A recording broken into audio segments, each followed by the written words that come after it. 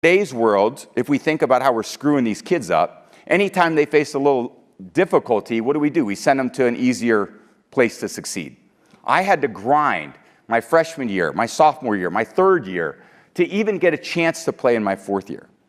And in my fourth year, I thought, okay, I was the backup last year. We won the national championship. The guy who beat me out is now a professional quarterback. I'm going to step into this role as a starting quarterback. And the coach was like, nope, we recruited this kid out of Michigan. He's the top-rated quarterback in high school football, and he's going to come in, and you guys are going to compete to start. And I was like, So I knew how to compete because that's what I had continued to have to do. And I competed with him, and I started every game that year. And we finished 10-3. We had a good record. And I was going back for my fifth year. The team made me a team captain, which is probably the greatest honor I ever received in all of sports, because all my boys, all the guys that I really looked up to and they looked up to me, they named me captain. They wanted me to be their leader. They saw how much it meant to me to be the starting quarterback. So I go in there before the season starts, and the Tuesday before our first game of the season, the head coach, Lloyd Carr, calls me in. He says, hey, this is what we're going to do. Tom, you're going to start, but Drew Henson, this other quarterback who they recruited the year before, you're going to play in the second quarter.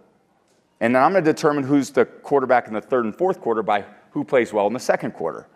And it felt like a big gut punch because I thought I did everything right. I thought I worked really hard to get the things that I wanted. But you know what? In his eyes, it wasn't enough. So what did I do? I had to go out there and prove it. I hate the fact that you can go to the easy place and try to succeed at the easy place. And I think in some ways, the amount of money that's being made in sports and football, they're not even accountable to winning anymore.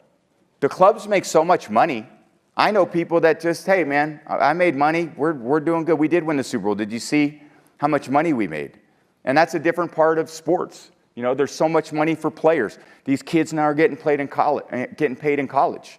So how can you say, hey, is money the only thing we value? I mean, to me, that wasn't. I always felt like I took less money so that we could win. So to me, it was like when I see the NFL in general, there's a developmental issue because in college, a lot of these players they don't have to learn to be competitive in college. If you're not playing here, just go to the next school. That's the lesson we could actually teach somebody.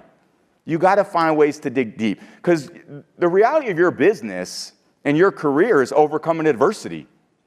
And the only way to do that is to fail. And the only way to fail is to put yourself in uncomfortable situations because you're always in your comfort zone, you're not going to fail. So if you fail and then you figure out a solution to the people you work with to overcome the failure, you gain a lot of self-confidence.